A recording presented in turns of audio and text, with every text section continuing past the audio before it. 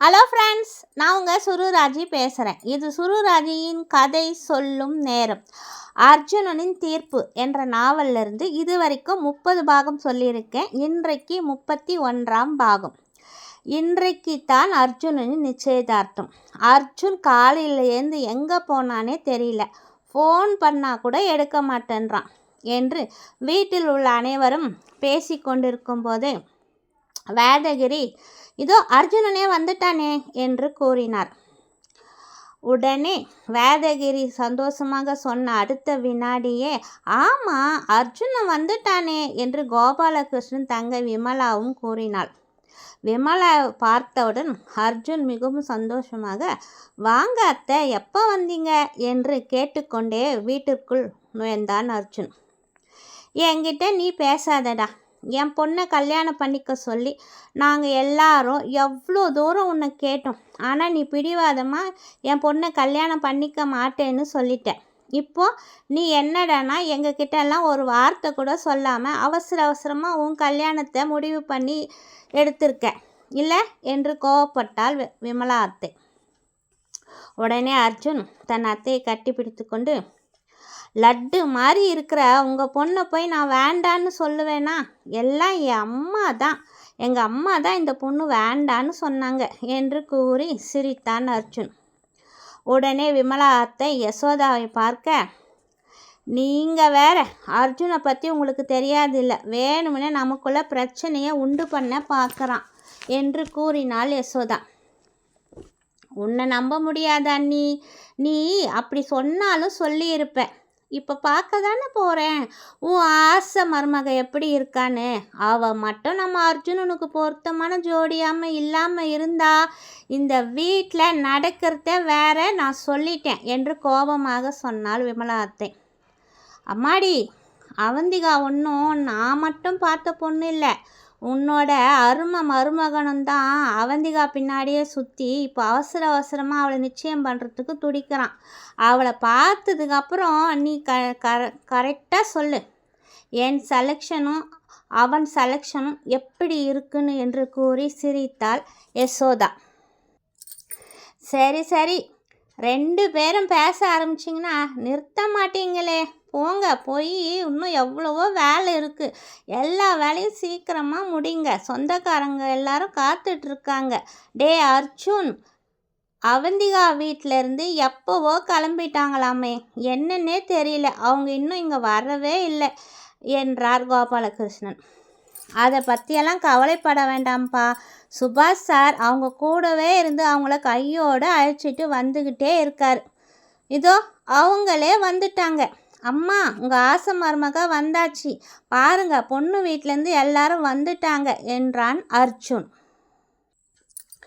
அர்ஜுன் சொன்னதை கேட்டதும் வீட்டில் இருந்த அனைத்து சொந்த பந்தங்களும் ஓடி வாசலுக்கு வந்து யார் கல்யாண பொண்ணு என்று அவந்திகாவே பார்த்தார்கள்.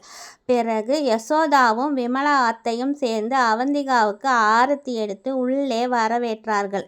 மோகனகுமாரும் ஆஷாவும் சிறிது தயங்கிக் கொண்டே வீட்டிற்கு உள்ளே நுழைந்தார்கள். ஏன் தயங்குறீங்க சம்பந்தி, தைரியமாக உள்ளே வாங்க என்று கோபாலகிருஷ்ணன் மோகனகுமாரின் கையை பிடித்து வீட்டின் உள்ளே அழைத்து சென்றார். அர்ஜுனனும் தன் நண்பர்கள் வருவதை பார்த்தவுடன் அவர்கள் அனைவரையும் வரவேற்று அவர்களிடம் ஏதோ சந்தோஷமாக சிரித்து பேசி கொண்டிருந்தான். அப்போது உள்ளே வர ஆரம்பித்த அனுவை பார்த்ததும் மிகவும் சந்தோஷமாக ஓடி சென்று, வாவ், சர்ப்ரைஸ் அனு, நீ நிஜமாக வருவேன்னு நான் எதிர்பார்க்கவே இல்லை, வா உள்ளே வா என்று அவளின் கையை பிடித்து கொண்டே அவந்திகா இருந்த அறைக்குள் அழைத்து சென்றான் அர்ஜுன். அவந்திகாவை பார்த்து, அவந்திகா, இவ என்னோட பெஸ்ட் ஃப்ரெண்டு, பேரு அனுராதா, கமிஷனர் சாரோட பொண்ணு என்று அனுவை அவந்திகாவுக்கு அறிமுகப்படுத்தி வைத்தான் அர்ஜுன். அனுவும் அவந்திகாவை பார்த்து ஹாய் என்று சொல்ல அவந்திகாவும் பதிலுக்கு வணக்கம் சொன்னாள். அனுராதாவும் அவந்திகாவின் கையை பிடித்து தன்னுடைய வாழ்த்துக்களை கூறினாள். பிறகு அர்ஜுனனிடம், நீ உண்மையிலே ஒரு நல்ல அழகான பொண்ணை தான் செலெக்ஷன் செஞ்சிருக்க, உனக்கும் என்னுடைய வாழ்த்துக்கள் என்றாள் அனுராதா. பிறகு அர்ஜுன் அவந்திகாவிடம் திரும்பி, என்ன அவந்திகா, ஏன் இன்னும் அலங்காரம் பண்ணாமல் இருக்க? டைம் வேறு ஆகுது, நேற்று வாங்கினதெல்லாம் இங்கே தான் இருக்குது, சீக்கிரம் ரெடி ஆகி வா என்று கூறி அங்கிருந்த பெண்களிடம் அவந்திகாவை சீக்கிரமாக ரெடி பண்ணி வெளியே அழைச்சிட்டு வாங்க என்று சொல்லிவிட்டு அறையை விட்டு அணுவை அழைத்து கொண்டு வெளியே சென்றான் அர்ஜுன். ஆஷாவும் கூட அவந்திகாவை ரெடி பண்ண ஆரம்பித்தாள். அவந்திகா ஆஷாவிடம் எதையோ கேட்டுக்கொண்டே இருந்தாள். ஆஷாவும் எதேதோ கூறி பதிலுக்கு அவந்திகாவை சமாதானப்படுத்தி கொண்டே இருந்தாள்.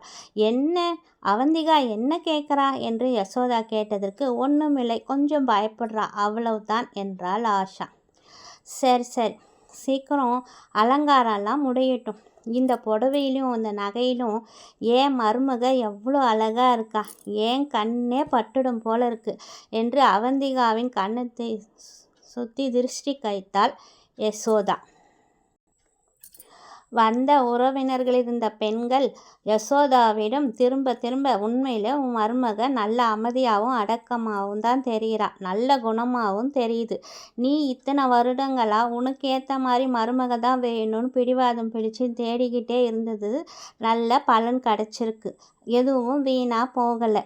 உண்மையிலே உன் மருமக உனக்கு அடங்கிய மருமகளாகத்தான் இருப்பா, எங்களுக்கு நல்லாவே தெரியுது. வாயை திறந்து ஒரு வார்த்தை கூட பேச மாட்டேன்றா, அவ்வளோ அமைதியாக இருக்கிறா என்று ஆளாளுக்கு தங்களுடைய கருத்துக்களை யசோதாவிடம் கூற யசோதாவும் சிரித்து கொண்டே ஆமாம், இது நான் மட்டும் என் மருமகளை தேடி செலெக்ஷன் செய்யலை, என் பையன் அர்ஜுனனுக்கும் இவளை பார்த்த உடனே பிடிச்சி போச்சு. அவனும் தான் இவன் மேலே ஆசைப்பட்டு இவளை காதலிக்க ஆரம்பிச்சு, அது தெரியாமல் எங்களுக்குள்ளே எவ்வளவோ பிரச்சனைகளெல்லாம் வந்தது. ஆனால் அதையெல்லாம் மீறி அவந்திகாவை இப்போது அர்ஜுன் நிச்சயம் பண்ண போகிறான். இது என் மனசுக்கு எவ்வளோ சந்தோஷமாக இருக்குது தெரியுமா. நானும் என் மக அர்ஜுனனும் ஆசைப்பட்ட மாதிரியே இந்த பொண்ணு எங்கள் வீட்டுக்கு மருமகளாக வந்துட்டா, இதை விட எங்கள் குடும்பத்துக்கு பெருமையாக சொல்லக்கூடிய விஷயம் எதுவும் இல்லை. சம்பந்திங்களையும் சும்மா சொல்லக்கூடாது, அவ்வளோ அடக்கமான சம்பந்திங்க.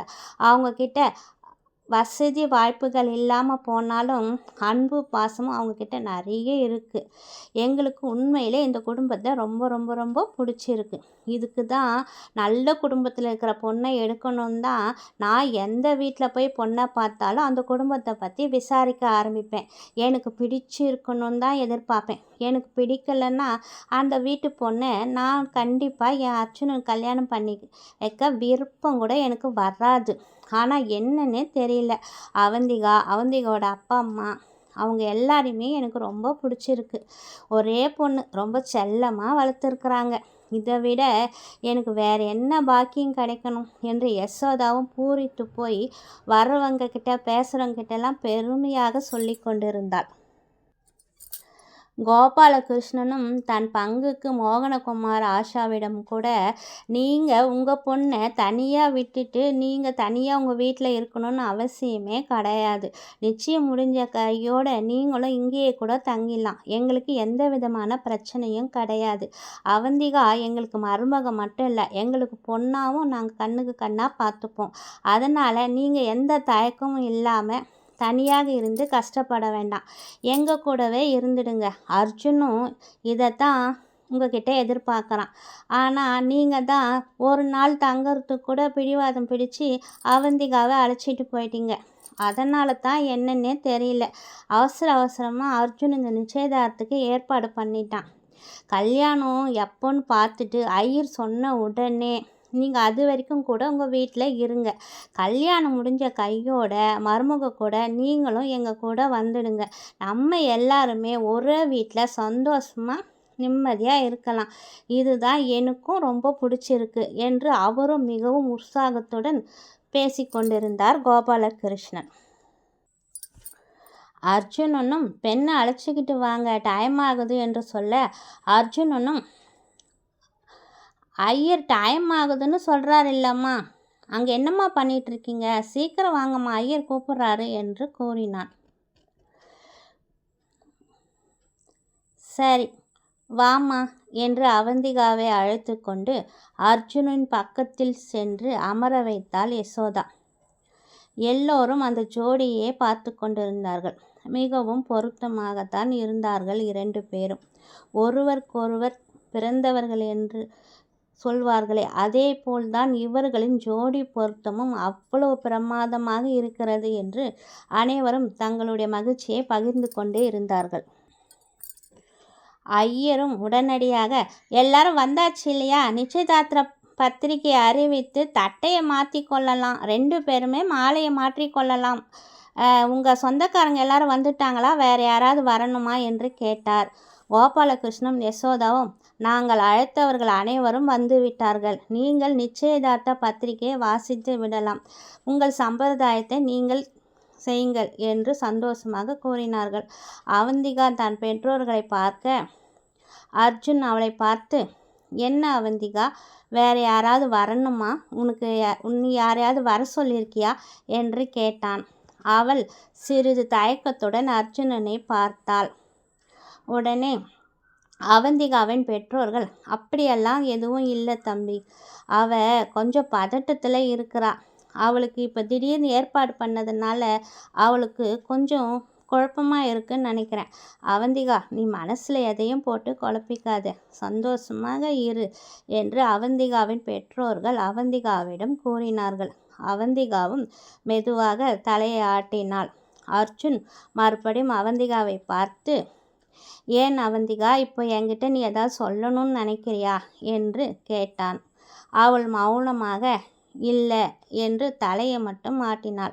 வாயை திறந்து சொல்லு, வேறு யாராவது வரணுமா உனக்கு, ஏன் இப்படி ஒரு மாதிரி பதட்டமாக டென்ஷனாக இருக்கிற, இவ்வளோ இதுலேயும் ஏன் உனக்கு வேர்த்து போகுது என்று மீண்டும் கேட்டான் அர்ஜுன். அப்படியெல்லாம் எதுவும் இல்லை, எனக்கு சம்மதம்தான் என்று மெதுவாக கூறினாள் அவந்திகா. அப்படின்னா நம்ம நிச்சயதார்த்தத்துக்கு உன்னோட அண்ணன் ஆனந்தும் உன்னோட அக்கா ஆனந்தியும் வரலையேன்னு உனக்கு ரொம்ப வருத்தமாக எதுவும் இல்லையா அவந்திகா என்று கேட்டான் அர்ஜுன். ஓகே ஃப்ரெண்ட்ஸ், இத்துடன் என்னுடைய 31ஆம் பாகம் முடிவடைந்தது. மீண்டும் உங்களை அடுத்த பாகத்தில் சந்திக்கும் வரை உங்களுடன் விடைபெறுவது உங்கள் சுருராஜ். இது சுருராஜின் கதை சொல்லும் நேரம். பாய்.